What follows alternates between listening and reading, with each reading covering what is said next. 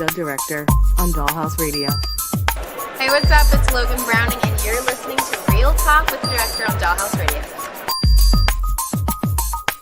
Real Talk. Hi, this is Alana De La Garza, and you're listening to Real Talk with the director on Dollhouse Radio. Hi, I'm Diane Franklin from Bedora Dead and Bill and Ted's Excellent Adventures. You're listening to Real Talk with the director on Dollhouse Radio. Real Talk. Hi, this is Monique Capri, and you are watching Real Talk with the director on Blog Talk Radio. Hey, I'm Stormy Maya, and you are listening to Real Talk with the director on Dollhouse Real Radio. Talk. All I'm offering is the truth, nothing more. And nothing less. What's going on? Welcome to the Director's Cut edition of Real Talk. Real Talk presents the Director's Cut. Guess who? I'm the director. We'll be with you. We're just going to hang out for about an hour, kick it for some stuff that's come up in the movie world, talk about director stuff, comic book movie stuff, all types of stuff. Thank you for joining me this Sunday afternoon. We do this every so often, the Director's Cut panel. I think Cav should be joining me soon.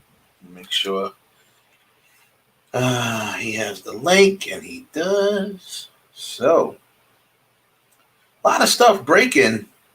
Some late breaking news in the film world. One major thing being the alleged leaked trailer, investors meeting trailer leak from Disney Plus. So supposedly the Disney investor meeting trailer was leaked, and we with that being said, we might have got a sneak peek of when Black Widow is actually going to premiere on Disney Plus. That there was a little shot of that in there. Now, keep in mind, we don't know if these are fake or fan made. We don't know yet. So we'll just have to stand by on that. But the fact of the matter is that it did leak, and if it is real, it's pretty interesting news. So we will go into that a little more. I think I have some screenshots here of some of the leaked footage from that trailer. I definitely know I have at least one screenshot I took of right here. So you look on this screenshot here, share screen. Let me see. Let's go. Let's share screen here. There. Share with that. Okay, there you go. So right there it says Black Widow, April 16th with premiere access. So now this was a screenshot from the leaked investor meeting trailer from Disney. And there's other shots too. Let's see if I can find another one that I took from there. Let's see. Any other? Yeah, well, that's the main one right there is Black Widow. That is the main thing we need to talk about. So, according to this alleged leak trailer at the investor meeting, that's not supposed to go down until like December 10th or something like that. So, the fact that if this is true, if this is real, the fact that they let this trailer leak, I have to wonder, with Disney being Disney, was it leaked on purpose, or was it actually glitch in the matrix and they actually it authentically got leaked? if it's even authentic at all. We don't know. But Black Widow, it says here, is going to premiere April 16th on Disney with premiere access, it says right there. So I don't know. We'll see. I'm bringing Kev in to join the panel. Kev, what's up, brother? Hey, what's going on, man? What's going on, man? So I was just talking about there's a screenshot that I put up of the alleged leaked trailer because we're still not sure if it's real. There's people, there's speculation that it is real. There's speculation that it's fake. I believe a while ago, Grace Rudolph, right? Or is it Randolph? Randolph.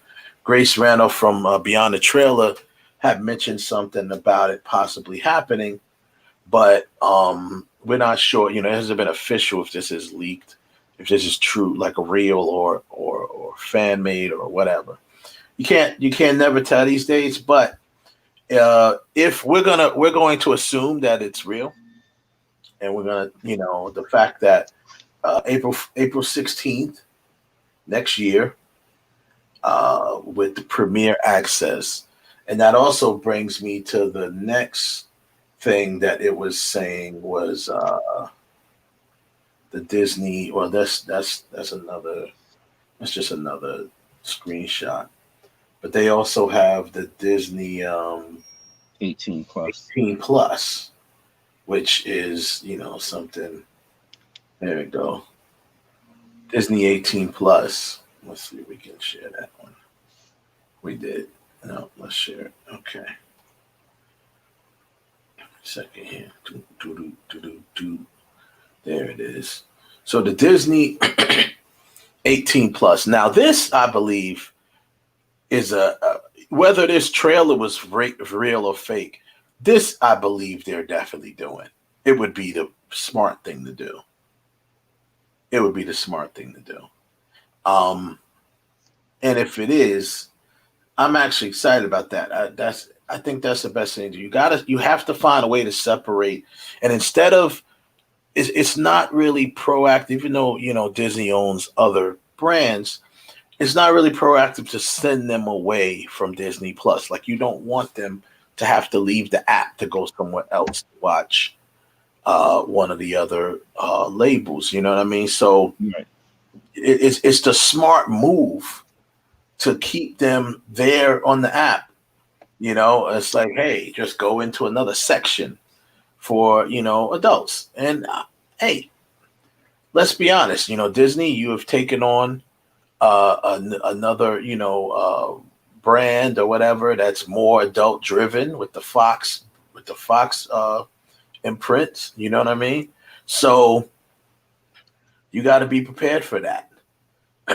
Otherwise, like we said, you'll be it's counterproductive to send away people from the app.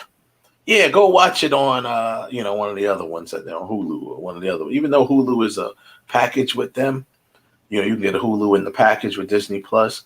I think the goal is to keep you on Disney Plus. The only thing I would accept is if they said, "Hey, it's on Hulu." You know what I'm saying? That's it, because Hulu is still popular because it has you guys got their own shows, their original content, stuff like that. So. That's not it. But if you have to go do it on, Freeform or whatever, I'm just saying. It's like, nah, man. So I did see in that trailer, Cloak and Dagger. So they like bringing all that stuff, to the app, which I think is the right move. Yeah, I definitely think that's the right move to do. I hope it's I hope it's real. I think it is real. I don't see why it wouldn't be. There's no reason for it to not be real, But the fact that people are, still questioning it. Well, they have been most of the stuff they've been talking about for a while anyway, and most of it. This is why people think that the trailer that this video is real. Mm-hmm. I mean, just looking at it, I mean, what amateur takes a shot of a video, like what's his face said on the video that I posted this from? you know, if this is like a fake video, it's a really good fake video. Like you go through the trouble of putting all of that detail in it, and then do all of that, then just to take us to use a cell phone camera to take a picture of it, you know, to take a video of it while it's playing, to post it. And also the other thing about this, I said that to say that this video, about a week before it started hitting like all the what do you call them, all the fan sites and all the you know, all the blogs, all the Marvel contents, the you know, the content producers, whatever the case may be. There's a proper term for it, but it escapes me right now. Somebody else had mentioned, I think it was what's his face from Den of Nerds. He had mentioned that that there was a video out there that had got accidentally leaked, and I believe it was in Australia somewhere. And it's funny that all of these leaks that happen like this pretty much come from Australia. So I guess Australia can't wait. They like, look, we can't wait, man. We got. Well, the same thing happened with the New Mutants trailer when everybody thought that it was going to come directly to VOD, to PVOD, I should say, premium VOD. And Amazon had leaked it first. Amazon was one of the first ones to leak it, and it leaked in Amazon in where? Australia. So it's either New Zealand or Australia, one of those two places. They always seem to be the places that these videos get leaked. So I think that it's something that's real, and I think honestly, if you want my take on it, I think that Disney did this on purpose. Yeah, I think so too. I said that at the beginning. I said they probably leaked it for, you know, on purpose, because if nothing else, you know, we do know that what's not fake is that Wonder Woman 1984 is going to be coming this Christmas to HBO Max. So that's definitely happening. You know, not saying that Marvel cares about that, but I'm just saying, you know how Marvel is. Anything that takes some shine away from DC. Here's remember this meeting is supposed to happen December 10th. Yeah, but here's the funny thing about that though. Wonder Woman wasn't supposed to come out until next year. I know. The reason why I think Warner Brothers released it this year, or I should say AT&T pushed for it to be released at this date, is because Disney was going to have it all locked up with Soul.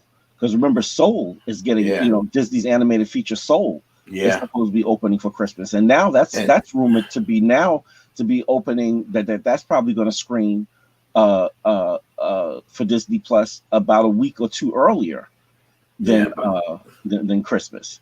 But here's funny though. Here's another thing that's funny. Let's be honest. Because of everything that's got, you know, the pushbacks and stuff like that, we're looking at possibility of 8 to 9 Marvel Disney films next year. So we'll be getting almost an average of a film a month. You know what I'm saying? Actually make it about 11. About 11, if you add in the other stuff, right? Yeah, if you add in Spider-Man, well, add in the Sony stuff, Spider-Man and Morbius, because we supposed to do Spider-Man and Morbius. So we're basically looking at about a movie a month next year if they release their stuff on time, whether it be in the theaters, whether it do like what they're doing with you know, theater and VOD. You know what I'm saying? Like a hybrid type of deal. I don't know. We'll see. So this might be the best time to get it in. We know that at the top of the year, you know, Warner Brothers, you're going to have the Snyder Cut. That's going to get its burn. People's going to watch that because the fans call. The fans call for it. The first thing you got at the top of the year is WandaVision in January.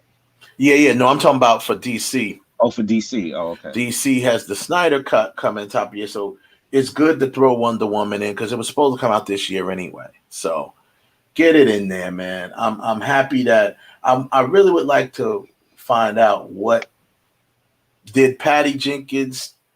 I mean, she's not the end all be all. She doesn't call the final shots. I'm just saying, you know, she was completely adamant before about there will not be a VOD release of this film, you know, before it goes in the theaters. Now she's kind of right. It's not before it goes in the theaters, but what she said was she was still basically saying that, you know, that's not going to happen. But I don't know. Yeah, she wanted to be because being that Nolan wasn't the savior of movie theaters with Tenet, which is an excellent movie, by the way. I guess she thought she was going to. I guess in her mind, she was thinking, well, Wonder Woman could be the savior of people going back to theaters. Listen, ain't nothing the savior of getting anybody to run their ass out to a movie theater. No. I am in these streets. I am in these movie streets every weekend since movie theaters reopened here in on Long Island, and I can personally tell you, at the most I've seen in theaters is maybe 30 people, and when there's more than 25, I don't go in the theater. I cancel my ticket, and I just go back and see the movie another day when there's less people in the theater. Yeah, and I'm talking about, and this is in a large screening room. I'm talking about like one of the bigger screening rooms, like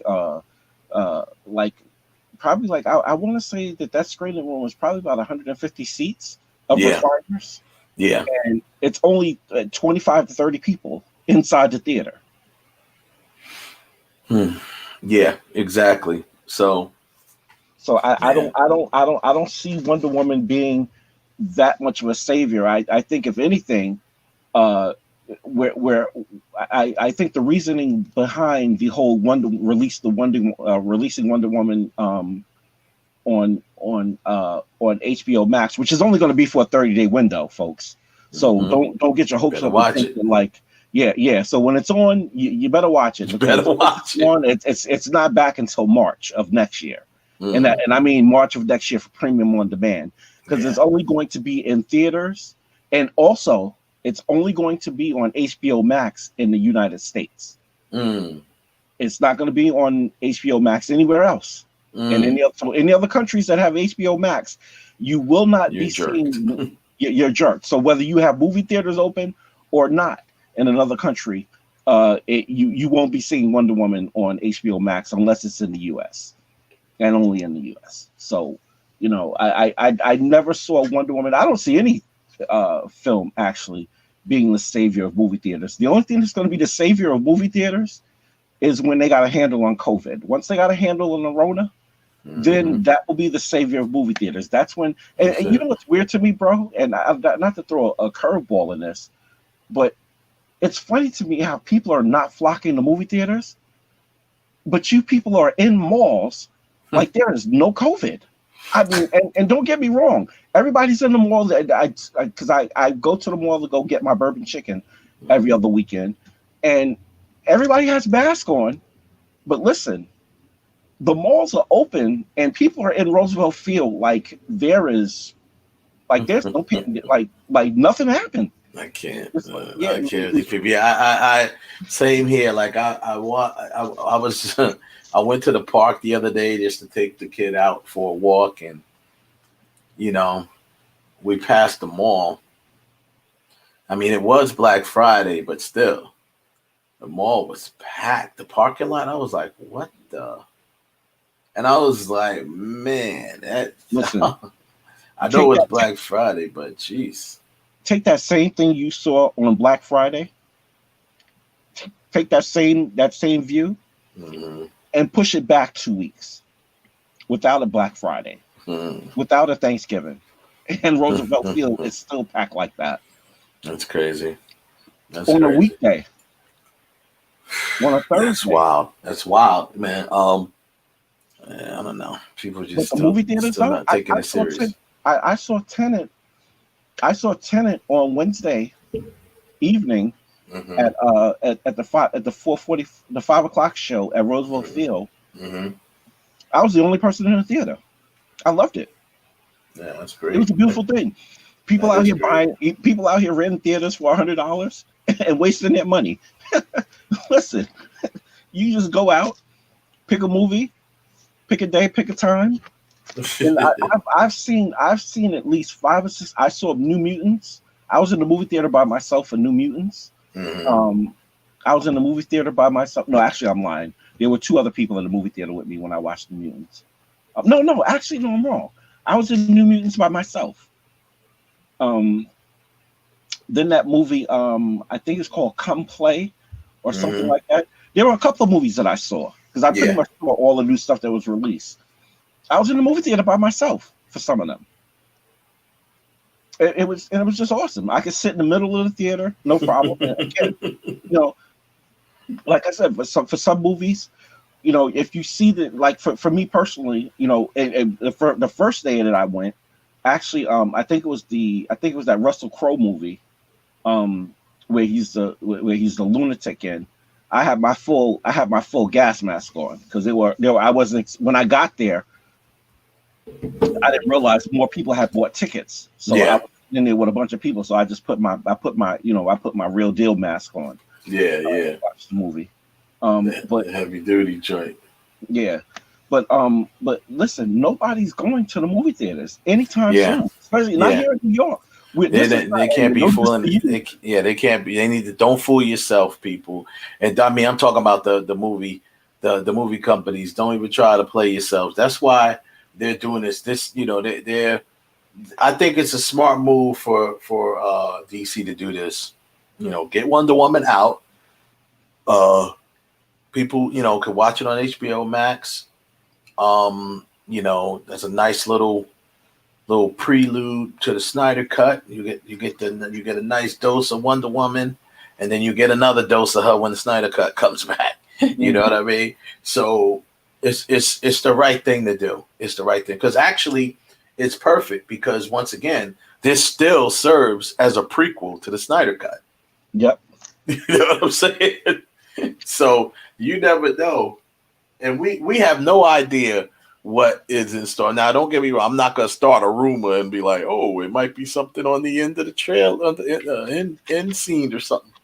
We don't know. But, there's always room to do that. I mean, they could have been, they could have been thinking about that before. But the fact that all of this stuff happens before, obviously, the events that happen in even Batman vs. Superman. So, right. So this is perfect. To put this movie in there first, get you back, pumped up off Wonder Woman. And that thing's going to do numbers. It's going to do numbers on HBO Max. Because I've been holding out myself. I haven't gotten HBO Max yet. I was going to get it. I was going to wait to get it to right before the Snyder Cut. Listen, I as soon as HBO Max was announced, I got it. Yeah. I was going to wait till it was time for the Snyder Cut, but now I'm getting it. I'm going to get it in probably soon because it's, next month is right around the corner from December. 2 days. So, 2 days, yeah. And then the next so I'm going to go ahead and get that. It's available on Amazon. I don't know if it's on Hulu yet, but HBO and Amazon, they finally struck a deal, so the app is now working on Amazon. So you can stream HBO Max on Amazon now. Yeah. Mm-hmm. Which I'm very happy about because, like I said, I've had this thing now for about 4 or 5 months. Yeah, and I haven't been watching it. Yeah, I just binged. There's actually a couple of good shows on there. Well, I mean, on HBO Max, you mean? Yeah. The Lovecraft Country, that's on HBO Max, right? Or is that just on HBO? Well, that's just regular HBO. It's just regular HBO. Okay. Yeah, but it's on. It is on that HBO content. For those of you who don't know, and for those of you who the way this thing started out was, if you already had an HBO subscription, you didn't have to pay extra for HBO Max unless you had Amazon or a Roku or something like that, and you were in your subscription base for your Amazon, for your HBO was like through Amazon or something like that. But if it was through your cable subscriber, like Dish or Optimum or whatever the case may be, or Verizon, then you automatically got HBO Max for free and you also could watch it through that platform. Unfortunately, Amazon didn't work out a deal with them, so I was paying for 2. I had my regular HBO, that I was paying my $9 or whatever it is that I paid for it, which it was cheaper getting HBO through actually through Amazon at the time that I got it. I got it for a deal, and it was like $9 a month. And then I was paying the $14 for the HBO Max. Now I have to look and see, because now that I'm able to get it directly on my Amazon, I have to see if my, if I could just do it directly through with my Amazon and not have to use my HBO Max account. So I have to cancel one of them. But basically, for a couple of months, I've been paying for, for quite a few months, I've been paying for both of them. But like I said, there's a bunch of extra content on there that's not on regular HBO, like The Undoing, all of the DC content. What else? Titans. His Dark Materials. His Dark Materials is really freaking good. It's pretty good. That's another good series that's on there. Like I said, the new series with Nicole Kidman and what's his face from Notting Hill. What's his name? Oh God, what's the guy's name? I can't think of his name, but anyway, that show is on there. It's pretty good. There's a bunch of other stuff on there. They had the Fresh Prince reunion on there. I heard that. Streaming. They're also streaming the old episodes of Fresh Prince of Bel-Air on there. So they're getting a nice syndication check. It's content on there. And then, obviously it's going to expand more, because just like with Disney, and Disney Plus, they're going to have they're going to start reeling in their content, the content that they have licensed out to other places. They're going to, once those licenses start to expire, you're going to see more of that content coming back to the streaming channels. Like that. I think that's one of the other reasons why Disney is pushing the Disney Plus 18. The Disney 18 Plus is because the rights for Deadpool and all of that stuff is probably starting to expire from them, having it licensed out to like FX and to all the other regular networks and stuff. Yeah. So licenses and stuff are probably starting to expire. So now they can have that content directly on their streaming platform, and that's going to be a draw to pull more people in. And I think, and I'm going to mention this to Ralph tomorrow, that's the test. Mulan was a success. I don't care what nobody said. Disney made some money off of it, but on top of all of that, they set in motion the whole direct to streaming thing. And in my personal opinion, I don't think that Black Widow is going to be free on Disney Plus. I think they're going to drop the price point to under $20. And they're going to make it available on demand, because they got to make that money back. You're not going to make that money back with new subscriptions. No, it's not enough, because you already got a lot of new subscriptions. So you got to make that money back, and that's fine. I have no problem with that. I think it will if they put it for 20 or if they put it for 20 or under. They'll make a killing. They'll make a killing. That's for sure. People just need to come to grips that this is how, for the next year at least, we're gonna have to watch films like this. Why be deprived of the films if these people have the means to show them to you and still make money from it? So don't bellyache about it if they do charge you $20, just go pay for it, man. You was gonna pay for it in the movie theater. Just pay for it and watch it, and freaking enjoy yourself, man. Now I'll say this too. There's a lot of things now, because you got this one it's called Teleparty. This app called Teleparty, right? Where you can all do watch parties and stuff. So if you all have the app, like I've been doing it with shout out to my movie crew. We've been deprived of the movie crew, going to the movies. But what me and my movie crew we've been doing with The Mandalorian, obviously we all have Disney Plus, but you can go on the app. Well, Disney Plus also offers a watch party feature now, but you can also get this app called Teleparty, which works with Netflix. It works with Disney Plus. I think it works with one of the other ones too, because Amazon has their own. So I don't know if it works with Amazon. But anyway, watch parties is gonna start being the new thing now. For now, where you can actually watch the joint yourself. It is the new thing. Yeah, that's the new thing. So people will be watching. I mean, we watched The Mandalorian all together. It's about 4 or 5 of us. You know what I mean?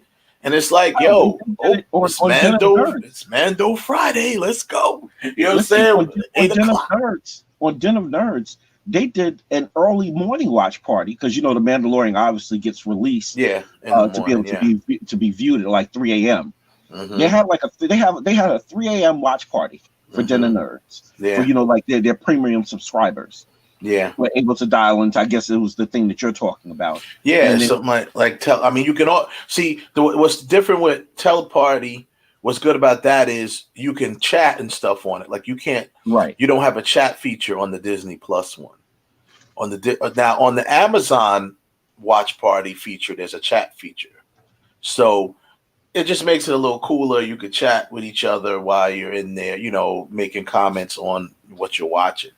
And it's much better, obviously, because you ain't talking. You're just chatting. You know what I'm saying? Yeah, I think on the Den of Nerds one, I think they did a Zoom. I think they did like a Zoom call. They probably did a Zoom call where everyone can watch it and talk and stuff like that, I guess. Mm-hmm. Yeah, you could do it that way, too. I'm sure those features are going to be added soon. But do you really want those features added? I don't know. I don't want motherfuckers talking. I just want, I'd rather just be like, type it in real quick. Oh, snap. You know what I'm saying? That happened. Yeah. You know what I'm saying? That's it. I don't want nobody talking. Video features, then you got people gonna have to start saying something. And then if you always got that one person that may have seen it or never seen something, it might ruin it. Mm-hmm. To say something like, what's about to happen now. Like, now wait a minute. You know what I'm saying? Like, you cheated, didn't you? You got up this morning and you went to watch it. So, but that's what, man. You don't think we doing that? We doing that for the Snyder Cut? We're doing, the Snyder Cut. I don't know. We should get Ralph. We should do that and get Ralph, and we should do it. Make Ralph watch the Snyder Cut. Not that we have to make him, but you know what I'm saying. Yeah. But watch parties, man. That's the issue right now. So it's hey man, you got to do. What do we do here, man? We're humans. We're human beings. We're America. We improvise, man. That's what we do. You know what I'm saying? So don't act like right. We adjust. But guess what? That's human nature, right? Don't act like, except for, of course, the whiny babies that just want to be butthurt and walk around and complain about everything. Shout out. You know what I'm saying? It's either that or just stay your ass and don't see no movies. But don't be mad when people talking about it online, talk about we spoiling it for you. Then you don't watch. That's your problem. You know what I'm saying? Yep. That's your problem. You got the same people that do that. So speaking of DC, one thing I have to mention this. I mentioned to you offline. I want to talk about it real quick. So I'm not going to spend time on this. The Batman Death in the Family Warner Brothers animated film is out, and you can watch. I don't even know what it's out on. I know you can purchase it. You can watch. I'm not sure who is that. No, it's not that's not HBO Max or whatever. It probably will be. It might be. It might be on HBO Max. This might be where it is because they've been put. That's pretty much the new Warner Brothers streaming service. So, bottom line is this. Big disappointment. I hate to say it. I love the DC animated films, and they're always, for the most part, 9 times out of 10, they are super fire, and sometimes even better than the live action movies. But this was a waste of time. This film, most people know the Death in the Family story, but literally, and I swear to you, bro, this movie is almost the exact same movie as Under the Red Hood. It's like the same movie. And I'm like, why did they do that? And I understand it seemed like what they did was took the same movie added a few things, and then added that feature where you can control what happens, like the outcome of it or whatever. Okay, yes. There's a couple of versions out. There's a non-interactive version of it as well. Right. It's direct to VOD, so it's not exclusive to any platform right now. Okay. So yeah, the interactive version, I'm sure it's probably interesting because if everyone remembers, I think it was Bender Snatch, that's what it was called, or something like that. Bender Snatch or whatever. That was Black Mirror. They had a movie on Netflix where you was able to control the outcome, or seemingly control the outcome. Everything is really determined, but it's just different alternate endings that you could determine which ending you get depending on what you choose. You know what I'm saying? Like a video game. Right. So, cool feature. Definitely got to say that the first time I saw that was at the Long Island International Film Expo. Shout out to Deborah Markowitz. I saw a film in there. It was a web series, I think. I don't know if it was a web series or a film, because it was a web series, and I was quite afraid that we were going to lose to this web series because we won Best Web Series. But that series was that I just thought the fact that they were able to. That's the first time I ever saw that feature where they were able to, like, I don't know how they pulled that off in the theater. I don't know if they actually did it. They probably just showed it. That's probably why we ended up winning. Because really, if people would have had the opportunity, I think you have to go to their website to do that, to have the different endings and stuff like that. Oh, okay. But that's the first time I saw that, something like that. I was talking with the filmmaker for it. Then I saw it on Black Mirror, and it was cool. It's a cool feature, and I'm sure it's probably cool in this too. And that was just to pay homage to, like how they did it when they did A Death in the Family in the books.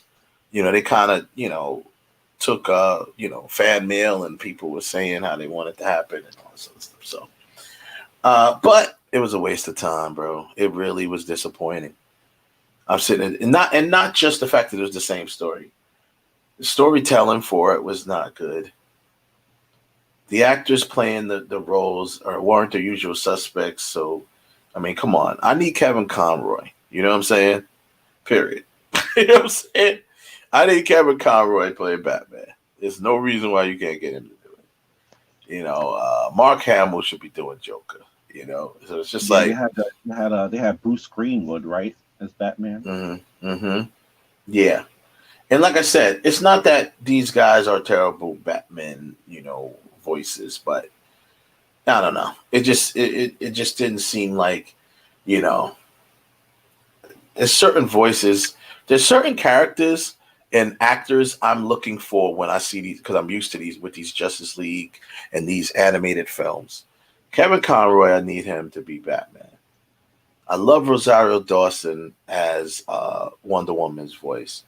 My man, the dude who always plays Superman, Kevin, his name is Kevin something too. Kevin, is it something Donnelly or Connolly? Something like that. He's a known actor.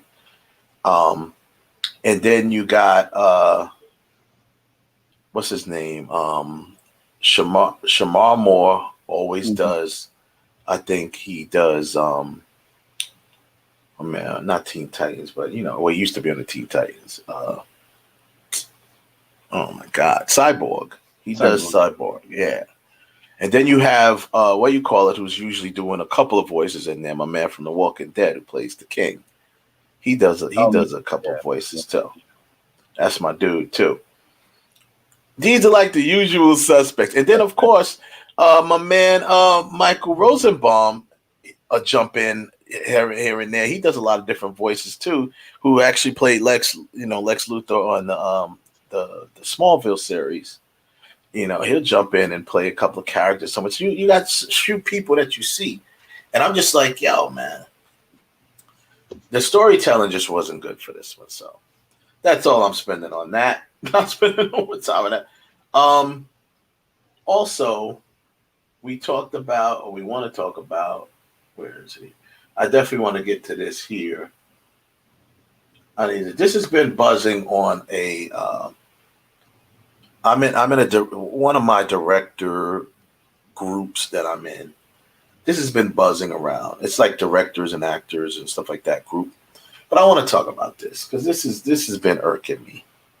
So here we are. We have director's approach. David Fincher is well known for shooting many takes of the same scene, sometimes going as far as 70 to 80 takes. Wow, that's a lot. Now, Ridley Scott. So they have Ridley Scott who says, if you're doing 30, 40, 50 takes, you don't know what you're doing. Right? Now, this has been buzzing around the whole little film world. And it's been bothering me because, number one, I'll tell you a couple of reasons. Number one, I do agree that if you would, now, first of all, we don't know how often as he's ever done 70 takes. That's just right now hearsay, right? Not saying that he hasn't, not saying that he has. They said sometimes going as far as 70 to 80 takes. You're talking one scene, lot of takes. I get it. And I understand and I agree that is a whole lot of takes. But I think it's unfair for any person, Ridley Scott included, to try to tell an artist how to do their artistry.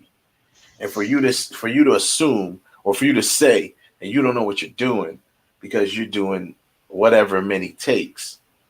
Given David Fincher's track record. Now we just did David Fincher in a versus Nolan. And Nolan barely beat him in that versus, and he only beat him because he ended up winning a tiebreaker. They ended up tied. Both directors, I have to say, to not have a ton of movies under their belts. All of their movies were good. You know what I'm saying? So it's like, there was really no bad movie amongst any of those movies. There were a couple like, okay, that one's better than this one. That would, but like if you would have seen the way me and Ralph were going at this, we were in agreements with only one movie we didn't agree on, and but we both were like, wow, I really like this movie, but you know what I'm saying? Like this movie was really good, but this was a little bit better. So my point is this: I got people in these rooms, actors, filmmakers, chiming in with their opinions. Of course, that's what they do on Facebook, right? And people, oh yeah, take these. Oh, that is crazy, man. If a director made me do all those takes, man, I'd hunt him down. I'm like, no, you won't. Stop it. If you had the opportunity to be in a David Fincher film, if he says to take 100 takes, guess what? Your ass better take 100 takes. Hey, listen, because it is. I don't care. That shit is excessive. I don't care if it's excessive, but the bottom line is, and you wear down on your talent, and you wear down on the talent like that. I just, I'm not saying that I agree with what maybe that's why he casts people that he expects it out of, and he gets the best out of his talent. So my thing is this: there's no visual proof that his method doesn't work because all he's put out is dope movies with great performances. So there's no proof. There's no proof that it doesn't work. No, it's not to say that. It's not saying that. I don't. Well, for me, I'm going to speak for me. I can't speak for anybody else. I'm not saying that it doesn't work. I'm just saying it's excessive, and it's just for me, in my opinion, it's abusive of the talent and of your crew. If somebody works with you and they know that your work ethic, then you stick through it. But at a certain point, it's like, come on, dude, listen, and not. I mean, and of course, the board starts to take a toll because now you're affecting the budget. You're affecting the back end budget as well, because now when you go into editing, this is more footage that needs to be gone through in order to get this vision that you want. Now again, yes, it does turn out that his movies are always good, and like you said, he does produce very good films with but, good performances. So he obviously brings it out of his actors. But you can still bring it out of your actors with 20 takes. You can't say that though. A person's process is their process. I don't believe in telling people. I don't believe in telling people their process. Now here's the thing. Also, I think a lot of people taking this out of context as well. Just because now read between the lines here, or not even read between the lines. Okay, David Fincher is well known for shooting many takes of the same scene. Sometimes going as far as 70, 80 takes, right? But that doesn't mean every scene he's doing 70, 80 takes. Maybe he does that for one scene in the movie because he needs it a specific way. He sees it a way and it's not coming out the way he wants it. And I'm just saying, it doesn't mean every take is, I'm sure that every take isn't excessive 30, 40, 50 takes. Because like you said, now the bottom line is when it starts affecting the budget, trust me, he would stop doing it because they would make him stop doing it. So I think that's a little, I just don't think it's that extreme. I think that if it's like, listen, there's this one scene in the movie that's got to be done. And then there was someone in there that, what do you say? There was one guy in there that's claimed that they actually worked on a David Fincher set. And they was like, well, he's just like a very different dude. He's kind of weird. Like he sets the vibe, like the whole tone of the set is whatever the tone of the movie is. Like that's how he is, right? Okay. He's like, so basically, like if it's Gone Girl and the tone of Gone Girl, that's how the tone is on set, not just not the decorated set, not just the decorated set. Period. Like that's how he is. He vibes like that. He almost like gets into a vibe when he does his films.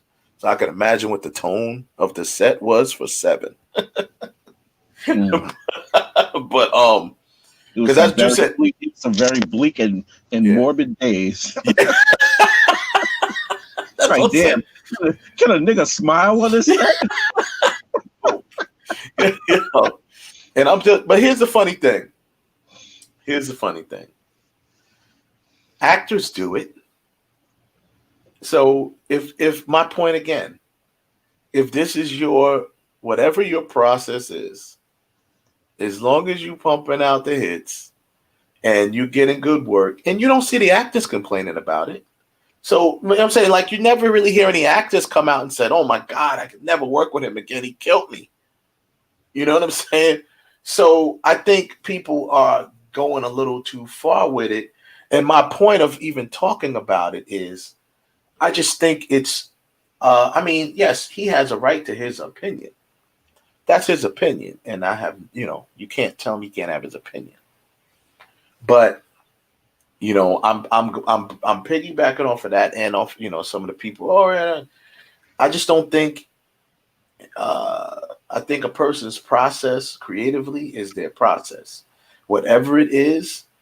And I believe he's earned the right to do his creative process because he has delivered great films. He's earned the right to do his creative process. Now it's obvious that he doesn't do that every take because, like you said, it would then exceed budget, it would go over schedule, and all of that. So I'm thinking that maybe he does this, maybe once, twice, a scene, for a scene, if it's a very important scene. Mm-hmm. And remember, let's be honest. When you shoot in films, we do it all the time, right? If you see, the whole thing is we're mostly shooting not guerrilla, but we're shooting low budget, stuff like that. So we don't have the time to spend. If you really should be spending one day on a scene. And especially depending on the complexity of the scene. And if you're spending that whole day on a scene, is it really impossible to come out of it with a lot of takes? You're spending one day on that scene. Let's see, again, that depends on the scene. Not every scene and not every scene needs to take a full day. It doesn't need to take a full 12 hours to do a scene. Well, it depends. Like I said, yeah. If yeah, what's up, Shame? Checking in. I appreciate you. Here's the deal.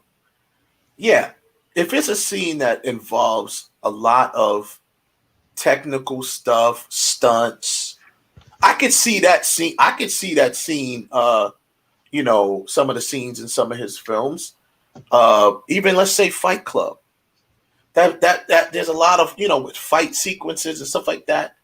I can see you. You know what I'm saying? Stuff like that. I could see there being 30 or 40 takes. Right. That's what I'm saying. Also, let's also look at some of the films that he does. You know what I'm saying? You got Fight Club, which you know it's got the action sequences in there and the fights and stuff like that. You got other films that he may have that has different, you know, action sequences in it. Some of those scenes you're gonna have to take a whole day to shoot. You're not doing it justice if you don't. You know, some of the stuff in the Dragon Tattoo, you know, scenes, whatever, you know, whatever. Like some of the, you know, from his films. Even if you think of Gone Girl, you know, that scene that scene with her and you know, the scene when she freaking cuts his throat in the bed. That sex scene. You know what I'm saying? That's a crazy scene, yo. Not saying that needs 70 takes, but I'm just saying that's a crazy scene, but that doesn't require a 12-hour shoot. Well, no, you don't know that though. Look, you know, you got to talk about lighting. And there's a lot. There's stunts obviously in it. There's practical special effects in it. It's gonna take time. It's gonna take time. It's not. It's gonna take time, dude. It's gonna take time. I'm not saying it, but even if it don't take 12 hours, if it takes 8 hours, that's still a whole day of shooting. You know what I'm saying? You got to remember. That's a reasonable day of shooting. You know, yeah. and again, you know, your shooting schedule allows for that because that's why you prep for all of this stuff ahead of time, so you know exactly what you're dealing with. I don't know, just in my own personal opinion, whether it's his method or not, it's 60 to 70 takes it can be abusive when it comes to talent. But no one's complained about it. So if there's nothing on the books, nobody has vocally complained about it publicly. We don't know behind the scenes. And like I said, the 70, 80 takes thing, it says sometimes going as far as 70, 80 takes. So we don't know the detail behind that statement. Like I said, if you're doing Fight Club and you got a whole fight scene with 20 motherfuckers in there surrounding people and they're doing sequences and they're fighting, they're doing stunts and stuff like that. Hey, guess what? You may get a lot of takes doing that to get what you want. It's because those are type of scenes. You only usually do a lot of takes on scenes that it's now and then, like you can't come back and shoot this scene. You know what I'm saying? Like big scenes that require ensemble cast or scenes that require, you know, a lot of background, a lot of people involved in it. These are scenes that normally you're not going to be able to ideally come back and shoot this if you don't get what you need. So we might as well get more than what you need now. And that way it's all safety. It's all coverage for safety.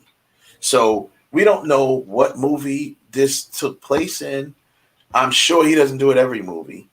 And yeah, he probably does do maybe the upwards of 20, 30 takes, you know what I'm saying, and certain things, maybe. But like I said, the whole sometimes is so unclear.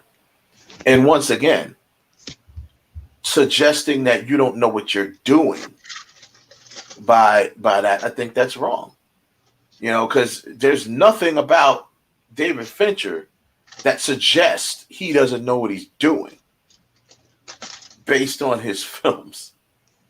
So I just think, even though Mr. Scott is well entitled to his opinion, just like everyone else is, I just think that was unnecessary, and It's unnecessary to say. It's unnecessary, and I want to do more research on it. It was necessary to say. Not necessary, because it ain't gonna change nothing. This is his way. This is the way. This is his way, yo. So it ain't gonna change nothing. The man is 10. You telling him now? The man is 10, 11 movies in. It's so if I don't care if he was 50 in, it's just like what Marty said about superhero movies. Should he have said it?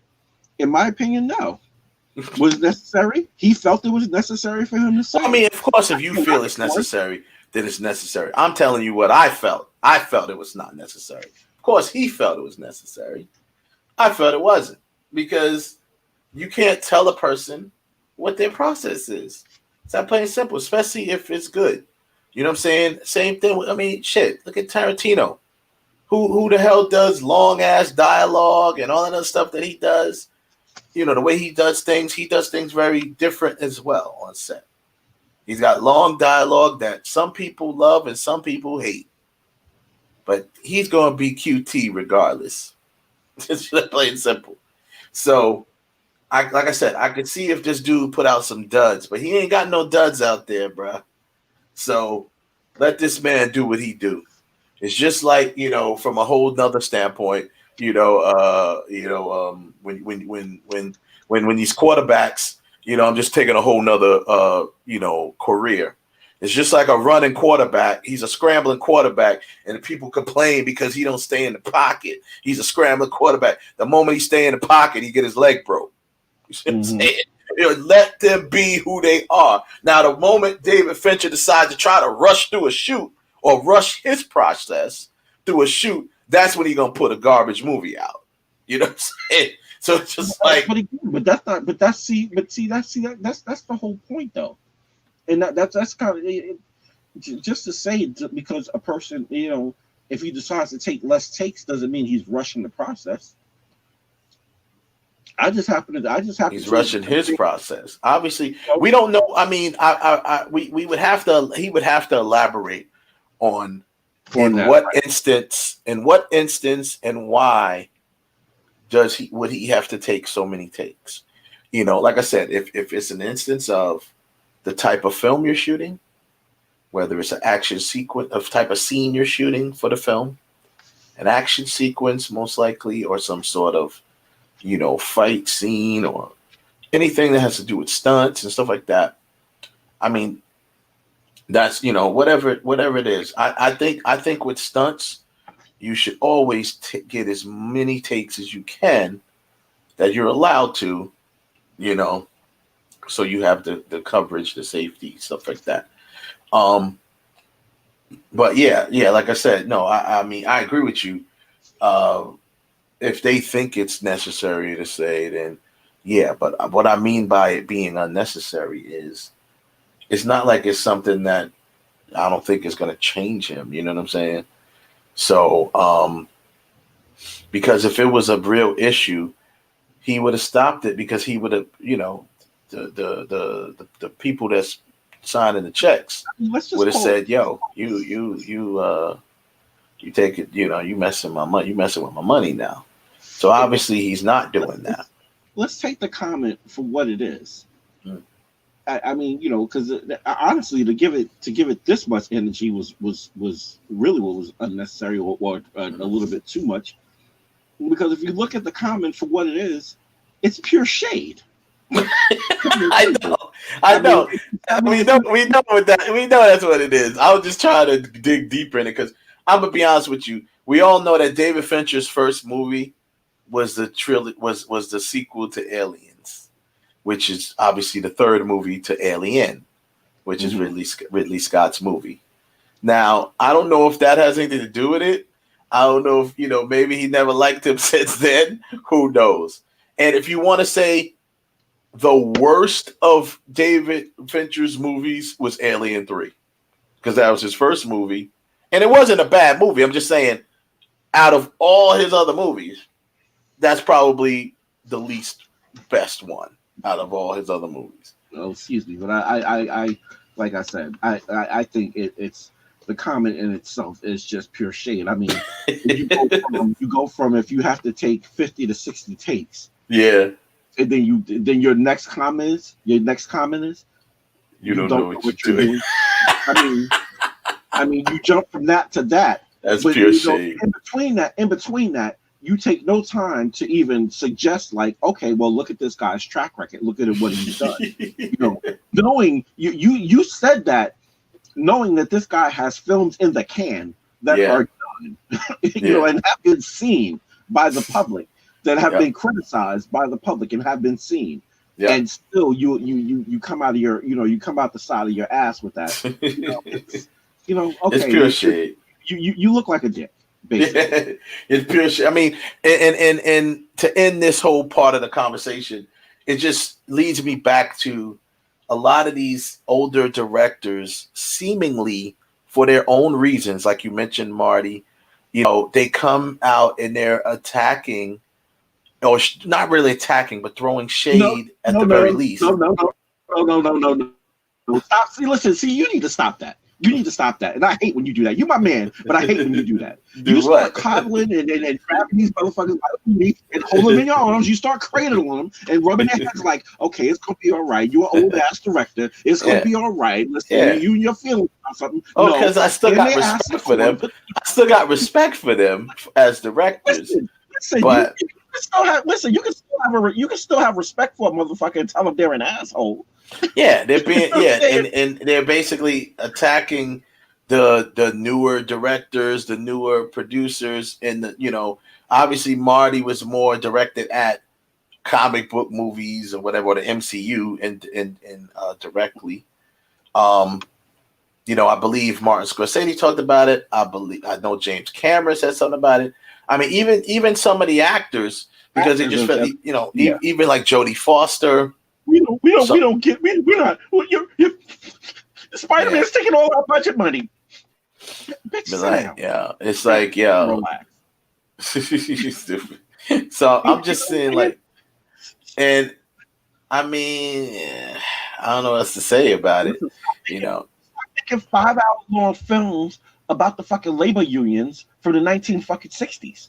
Maybe make some shit that's relative to now that some of these people can.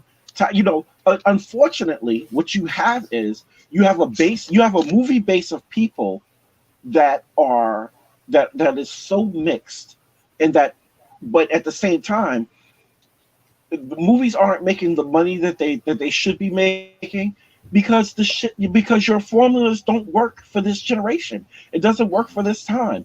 And we've talked about this I don't know how many times on our other show. The innocence. All of that stuff of the 50s, the 60s, the 70s, even trickling over into the 80s and maybe a little bit into the early 90s. That era is gone. That era of filmmaking is gone. We live in a different time. The reason why horror movies don't work anymore, the reason why people like my ex-wife, which I hate to mention her, but it started with her. She was the first person that I've ever heard this from. I'm not watching that. That's old. I don't like anything that's old. I don't like she didn't like 6'4" cars or classic cars. She don't like any of that stuff. It's old. It's not modern. It's not new. Well, you know what I say to that? You can't get the new without the old. You can't appreciate what you have if you don't know where you've been. Yeah. Get to know. That's true. Get to know these classic films. Get to understand the history behind film.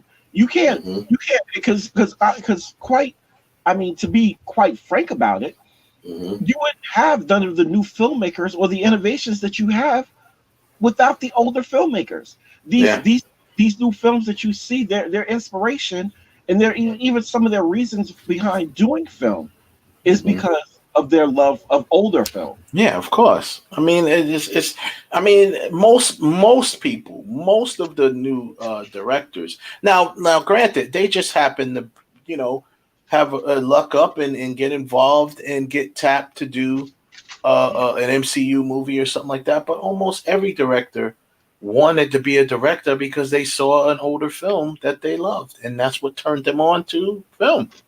You know what I'm saying?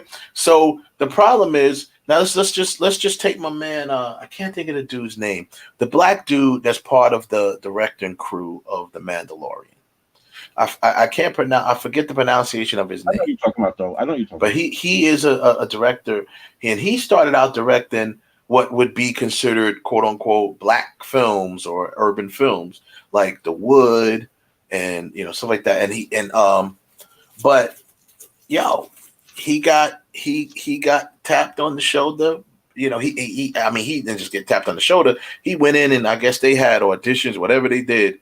He went in and interviewed for the job, and he got it. And he is doing his thing over there at The Mandalorian. You know what I'm saying? It just, sometimes you just need that opportunity. You gotta take it, jump on it, and kill it. Speaking of which, obviously The Mandalorian this week just had me all types of happy because of Ahsoka. Rosario Dawson, she did her thing, man. I was very, very proud that she did what she did. She studied that character. The movements, the mannerisms, she studied it. Yeah, Grace Randolph, she studied the damn character. Fall back. Oh, Grace was coming at her. I listen, I love Grace, but Grace was being a little extra. Grace was like, oh, they could have made because her headpiece or she's like, oh, they could have made it a smidge bigger. Like, they couldn't. Yeah, that's the one thing that I hate when Grace does that too. And shout out to Grace Randolph. She's very good, and I'm a big fan. I watch her stuff, but I can't stand when she gets all girly and she starts nitpicking on their clothes and stuff like that. So I really don't like her hair. You know what I'm saying? The fight style. What she say? She's like, oh, in the fight sequences, I don't think she was really. It's like, what are you talking about? And you know what I wanted to say? And I'm glad because you said it the other day. We were talking on the phone. Grace had said that, and I'm like, well, Grace, you know what? And when you said it, I was like, Wes made a pretty good point. She didn't complete her Jedi training. She never really truly 100% completed her Jedi training. Yeah. So her fighting skills are not going to be honed 100% because she was technically her train. She was on the field. She was on the job training. If you know the job training, and of course she continued to just be herself. She still wielded lightsabers and stuff even after she left the Jedi Order. But she's not officially a Jedi. You know what I mean? They consider her one because she wields the Force and she does the stuff like that. But and she has enough training to train someone else. But the bottom line is, regardless of the fighting style and stuff, I mean, it's the first time you see her. Listen, you can't empty your clip the first time. Exactly. I wish her fighting technique would. Shut up. Yeah. Relax with it right now. She's being directed by Filoni. I mean, listen, you're getting all the candy. You're getting all the candy. Filoni is like a freaking Star Wars geek. He may know just as much or more, especially because of all of that extended stuff. He may know more than George Lucas. That sounds stupid to say, but I'm gonna tell you. Everybody says that. Filoni is God when it comes to Star Wars. Even the most trained. Hell, Yoda probably don't know more than he does. And another thing, one other thing I'm gonna say is, y'all complaining about the Grogu. Why y'all can put? Oh, that's his name. That's everybody is fucking. I'm calling him Baby Yoda. I'm like, stop it. I'm like, people. I could have come up. I'm like, wait a minute. I'm like, really? If we didn't know the characters. Some of these names, I mean, is Yoda a great name? It's a great name because we know Yoda. We know the character. We knew is that the greatest name? You know what I'm saying? Ever? Like the cooler names. Now, they do have some cooler. The Star Wars got some cool names. You got, Luke Skywalker's a cool name. Han Solo, pretty cool name. Lando Calrissian, cool name for a cool actor. Boba Fett, kind of a cool name too. You know what I'm saying?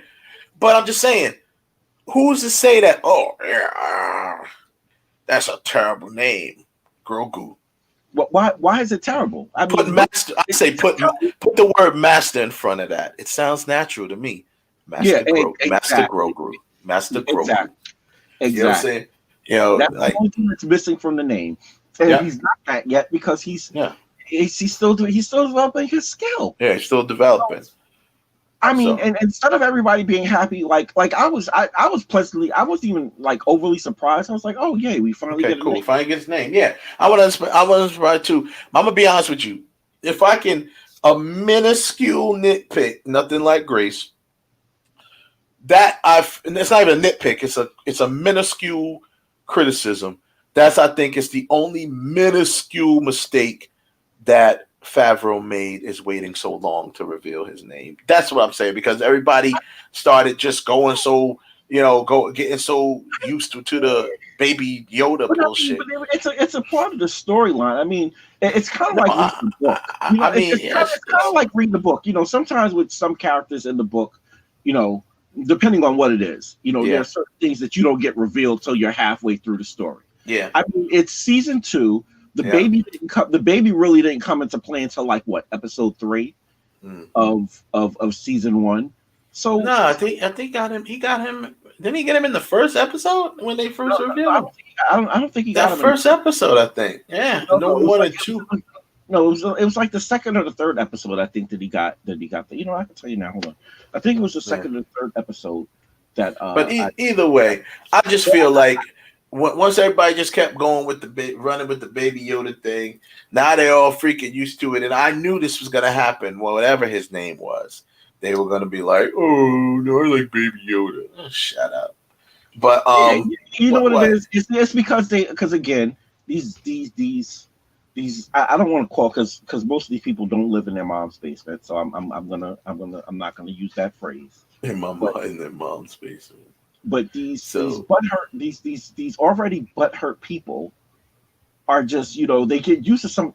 I think the problem is specifically with Americans, young motherfuckers don't like change at all, no matter what it is. You just don't really. Change is inevitable. I mean, that's the world, life itself is built on change. So but in America, let's keep it a buck. It's the reason why America is so damn racist, because you mugs you cannot accept change. You can't accept that America is going back to the color of what it was before Europeans landed here. Yeah. So well, they're definitely not. They're definitely not going to be able to take that. So they'll burn the country down before that happens. But okay, so because we're gonna wrap the show up soon, just run down the line again. We talked about this. Everyone has always been rumored. Emily Blunt and John Krasinski in talks with Marvel to star in the MCU Fantastic Four movie. No surprise. We all kind of, people have been talking about it. People have been calling for it. And I believe that it's going to happen.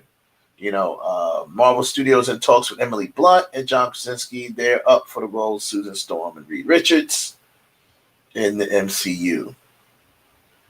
Krasinski and Blunt are both in discussion. Okay, that's just a bunch of quotes from different people. So I'm definitely there for it. You know what I mean? I think I think it'll be a real good move. I think it'll be real interesting. I've always thought that when the rumors first came out. Emily Blunt is a great actress. She will body Sue Storm, just as I believe Krasinski will do good as Reed Richards. It's gonna be interesting. It's gonna be interesting. I can't wait. I want to see it sooner than later. Here's another headline that Jaden Smith could be the live action Miles Morales. I hope not. I hope not. Yeah, I'm like that shit. Listen. Yes, please. Please do. And I have nothing against you. Listen, make all the music you want for Spider-Man films, I do not want to see him as Miles Morales. I don't need him as Miles Morales. I'm sorry. No. You want to throw him in the movie as Miles's friend or something like that, or an extra person? That's fine. We don't need that either. What we need is for that not to happen on any level. On any level. He can at least make a song. You said a song, right? Listen. Do all the music you want. You did it for Into the Spider-Verse. You got that one song. Track number 2 is though I know that album going backwards and forwards because that's all my grandson listens to. Still, it's like how many years later, and that's still my grandson's favorite album. Yeah, I mean, this would be a complete. I don't see the MCU doing that. Well, I mean, it's Sony, but I think this is kind of like the Beyonce thing. Like with the I think that too. I think it's that too. Just throwing it out there, getting a feeler, just getting people all pissed off. Because he was actually doing music. He actually did the music for the Miles Morales game. That's what it was for. Right. But now we're going into this spinning into this. Don't listen. Stop it. Stop. Desperate for content, for material. No. Yeah. Listen. And actually, I think they already cast somebody to play Miles Morales in Spider-Man 3, because I believe that's going to be a part of the story. I think if they're doing the multiverse, it might be a part of the story. So I don't have time to give energy to this, but I just want to say that was put in our room, But this whole Charlie Brown Thanksgiving viewers are horrified that Woodstock is a cannibal. That's like you dumbasses. That's what you dumbasses bad about what's his face being on the side of the table by itself. Yeah. Y'all complaining about it now for you. He's a cannibal. They said, and you got all these people tweeting, whoa, watching Charlie Brown Thanksgiving special on PBS. And at the end of Snoopy and Woodstock eat a turkey together. But Woodstock is a bird. Never put together how weird that is. Why is that so weird? Then that's what makes him a cannibal, because he's a bird, right? But no, let's keep this. There are different kinds of there's only one kind of human. So I can't see that. Well, no, but what I'm saying is they're just saying, it's like there are different kinds of cats that they can't, like, you people are acting like because a chicken is a bird and a woodcock is a bird, that he's a cannibal for eating. Guess what? A woodcock cannot mate with a chicken and make another bird. You can't mate an eagle and a chicken. You can't a vulture and a hawk. You know what I'm saying? Yeah. They are different species of birds. Exactly. It doesn't make sense. I mean, it's just people. Whoever started this chain of tweets, it just ain't got nothing better to do. It's this stupid ass generation. It's stupid. It is this dumb generation the way it is. And Charlie Brown. Someone says, Charlie Brown special, should Woodstock really be eating turkey at the end? What kind of sicko is he? Listen, there they go. Watch Charlie Brown does. Someone says, on the table by itself. Am I the only? Someone else. Am I the only one that thinks it's weird that Woodstock eats turkey at the end of Charlie Brown? Guess what? Guess what? Go to KFC, buy a chicken breast, then go outside to your local beach, or hell, go to your local park and throw some scraps of your chicken on the ground in front of some pigeons and see what the fuck they do. Idiot. Yeah, I know people. Yeah, I was like, I said, I'm not giving no more energy to that. But that's just I can't stand it with how people are, man. It's just. But nobody is concerned about Lenny or Lionel or whatever the hell his name is. Nobody's concerned about his ass sitting on the other side of that damn Thanksgiving table by himself. All them crackers sitting around the table, Charles, all of them, they sitting around the table. He on the one side by himself. They put the by himself on at the damn table. He's not worried about Y'all worried about Woodstock. Stock is. But you're not worried about them putting the black man, isolating the black guy. Yeah. You make this motherfucker sit on the other side of the table. Yeah, you sit there by yourself. Racist that is too fun. I'm wondering what they were thinking when they drew that. They literally was probably thinking, we can't put him on the same side with all the white kids. You know that's what they were thinking. That's why they did it. It was blatant. They did it. It was blatant. It's like, you know what? We're gonna have the token nigga in the show, and we're gonna let y'all see him. He's gonna be on this side of the table, and we're gonna keep him over here. We ain't gonna make him too smart. We ain't gonna make him too bright. We ain't gonna make him look stupid, but we ain't gonna include him in everything either. So you can come to the table, but your ass will sit in here. That shit is funny.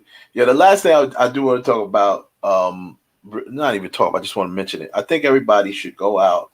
I didn't get a screenshot of this yet, but there's a doc. I keep pushing this. I actually put it on the Facebook. There's a documentary out called The Social Dilemma. Everyone who ever uses social media should watch this movie, should watch this documentary. Period. It's on Netflix.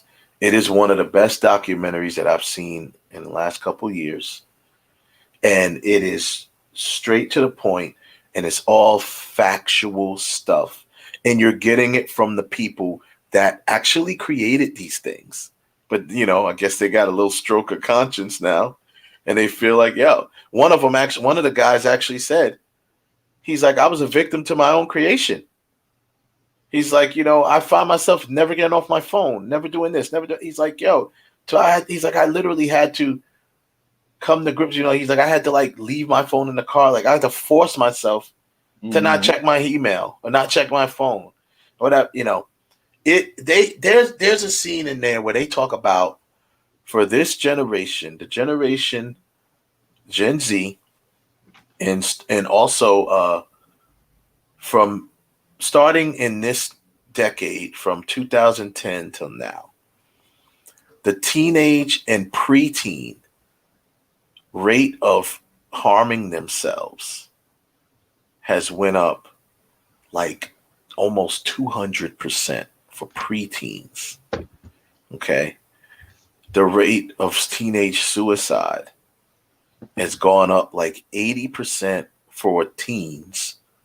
That's basically from like 15 to 19, and 130 something percent for preteens. That's like from 10 to 15 or something like that, or 10 to 13, whatever. Crazy numbers, and the numbers are directed, basically responsible for social media. They said this is the first generation to have access to the internet in middle school, from middle school years.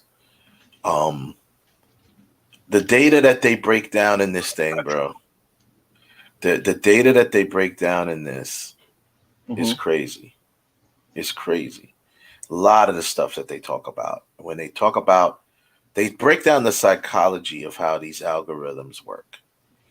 They break down of how they blatantly said every single person who uses social media, especially uses social media, there's digital, as we knew this, but this was probably first exposed in movies like with Will Smith, or The Net even. But the movie with Will Smith was the Enemy of the State. Then you got like The Net. But anyway, there's a digital profile that everyone has, and they know everything about you. He said they know everything from that. Everything, every time you do something, you're part of building your profile. That's everything from who you talk to, what you watch, what you listen to, what pictures do you look at, and how long you look at them. This is how they create the digital profile for you, so they know what to feed you. Mm-hmm. They know what to feed you. They know what the type of stuff you like to watch. They know the type of stuff that entertains you. They know the people that you like. And when you don't have a certain amount of engagement the algorithm automatically sends you something that they pretty much know you're going to look at. Example. Now, I haven't watched The Social Dilemma. I found it about a month and a half ago when you first told me about it. Mm-hmm. I found because I had to search because you didn't know the name, so it took me a while to find it on Netflix. So I still haven't watched it yet. But I'm gonna prove the point of what you're saying is true. Mm-hmm. Now, I've cut back my social media like a lot, and kind of sort of not on purpose because I got put in Facebook jail for 30 days because I said I was inciting violence. Whatever, pigs need to die. Sorry, but I have been telling people about. I don't know. I got on Facebook in 2011 because I wanted to.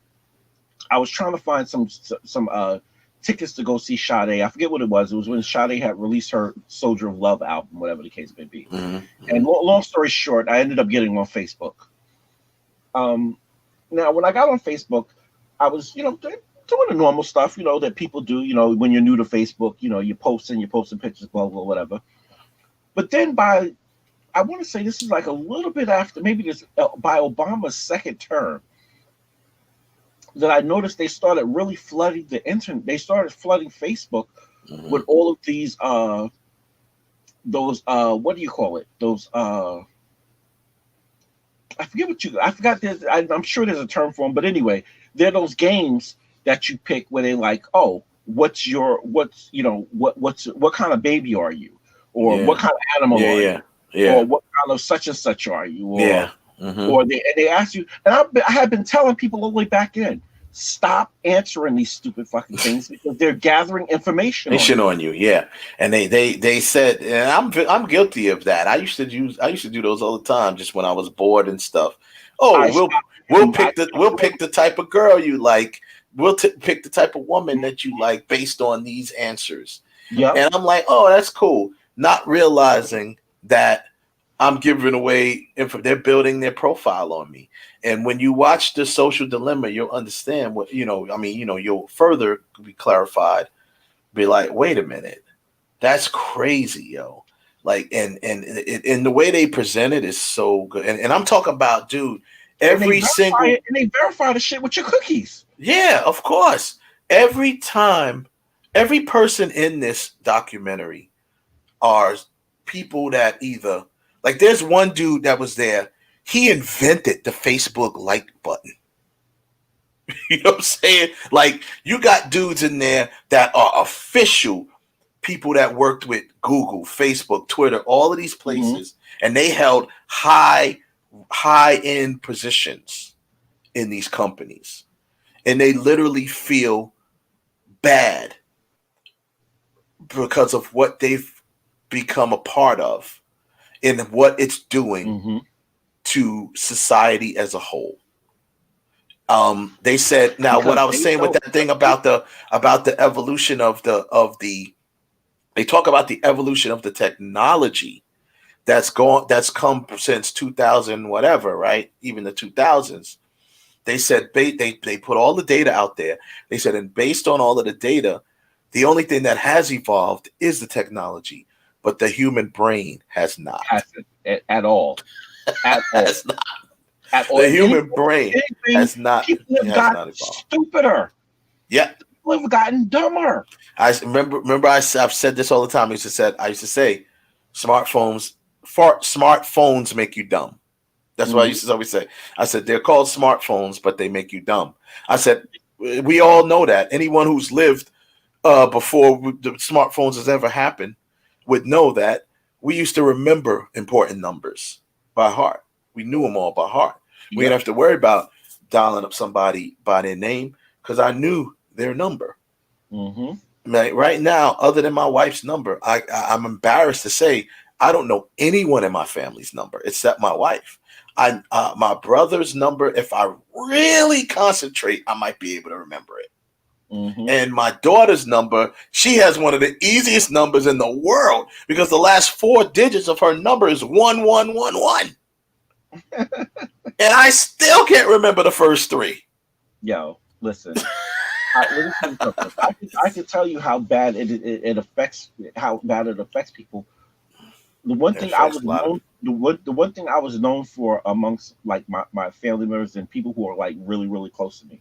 Yeah. People who know me know that I know, like, if I got 10 credit cards, Mm-hmm. I know all 10 of my credit card numbers, expiration Mm-hmm. dates, and the 3-digit code on the back, Mm-hmm. and whatever other codes that are attached to each one of them. Yeah. Right now, as of over the last 3 years, and the only reason why is because I cut down the amount of credit cards that I have, because right now I only have 3, including my bank card. But also because I started using PayPal with everything. So my PayPal, so all my information is locked into my PayPal. So I don't. So when I go and stuff, I don't think twice about it. You know what I'm saying? I know, when I look at the card, I know which card to flip from, because everybody does the balancing game with their cards. Oh, that card is almost maxed out, so I got to use this one, whatever the case may be. But remembering my card numbers, I don't really remember. And also the other reason why, because I had identity theft about 4 years ago. So that was the other thing that made me that I stopped remembering all of my cards. Yeah. So I cut my stuff back, and then I always would, every year I would started changing out my bank cards for new bank cards just to keep it. And then Bank of America started getting good with it when they had that when they had that data leak for like a year and a half. I kept getting new cards. So Right now it's just it's crazy. But as far as but as far as the social media thing is concerned, I have been telling people for years, stop giving. You guys give up so much goddamn information. But here's the deal. I see what you're saying, Kev. But here's the deal. You don't even have to give information anymore. Just using it gives them information. You see what I'm saying? And that's what's the craziest about it. Just logging on, checking your messages, checking a couple of pictures, liking this, liking that, going here, going there. Just using it builds your profile. That's it. You don't have to answer anything. You don't have to put any information in. Just your movements, your actions builds the profile of you. This is why you got to start doing random shit. Like when they start when they look at these shit, like, wait a minute, why the fuck? What trannies? What is he looking at? What is that? Yeah, man. Let's throw him some hot chick real quick. Because why is he looking at this tranny? He's going off his pattern. Let's send a hot chick. We can send a hot chick. Tries to how to say Facebook suggestions. Oh, you may know this person. You know what I'm saying? Like some shit like that happened. And you know what? And honestly, I think when they do that, when they started doing that, sometimes people would come up, that I know that person, but if depending on the type of, if you're like me, you usually don't send out the friend request. You keep it moving. Right. People they always say you might like this person, or you might know this person. They do that all the time. They suggest you to friend. And I think what they do when they do those suggestions, to me, I think when they do that, once you start liking the other people, it's like they're navigating you into doing what they want you to do. Oh yeah, no, bro. Watch. I'm telling you, Kev. Watch this movie. Everything you're saying right now, they're clarifying it in this movie. They're like, wow. You're doing exactly what we want you to do. We are the puppet masters, and you're doing exactly what we want you to do. And it's like, people, it's like, of course, people would think, oh well, you go on Facebook, he's like, you think it's free? It's not free. Advertisers pay for it. He's like, they get paid from advertisers. Why? Because the one person said, she was like, they're in the human selling business. It's not, she was like, they're selling you. Yep. Your actions, your engagement is what they're selling.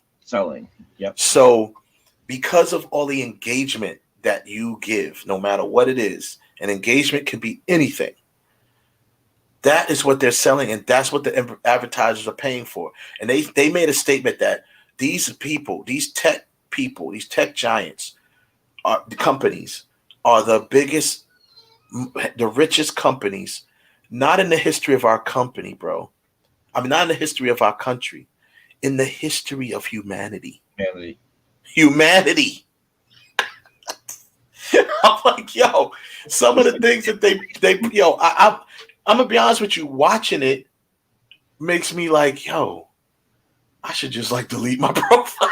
Yo, listen, bro. Movies have been. You do you know why? Do you know why I'm so like why I'm like kind of sort of ahead of the curve on all of this? It's and again, yes, I am a conspiracy theory person, and I'm the good conspiracy theory person because I know how to navigate through the landmines of conspiracy theory shit, Rich. Stupid. But like even going back to the 70s and the 80s, watching those movies, like a lot of movies, they've been telling you this shit in movies for years. They've been telling you what's coming, and people just don't. They're not picking it up. Oh yeah, they've been telling you this for years, and I mean, because obviously the technology's been there years before it was available to us. But the bottom line is, dude, I couldn't take my eyes off. You'll go right through this documentary. I couldn't take my eyes off it. It is so interesting, and that's how I found out about. They said, you ever wonder why? You got one people that's even on the political side. He said, and you're thinking, oh my God, what is this person thinking? How can they be so stupid? What are they reading? They're not reading what you're reading. If they are on the other side of your political agenda, they're not seeing what you're seeing. They're supposed to see what's on their side of the fence. They was like, and it's designed that way, and it's doing nothing but dividing the country. That's what they want. He was like, now here's the deal. Technically, it's what they want. All right, it's what they want, but not what they want. Meaning, like, that wasn't their intention to divide the country so everyone could fight, but their intention is to keep engagement. That's why they want it. Because the only way you're going to keep engagement, disagreements keeps engagement. So it's like,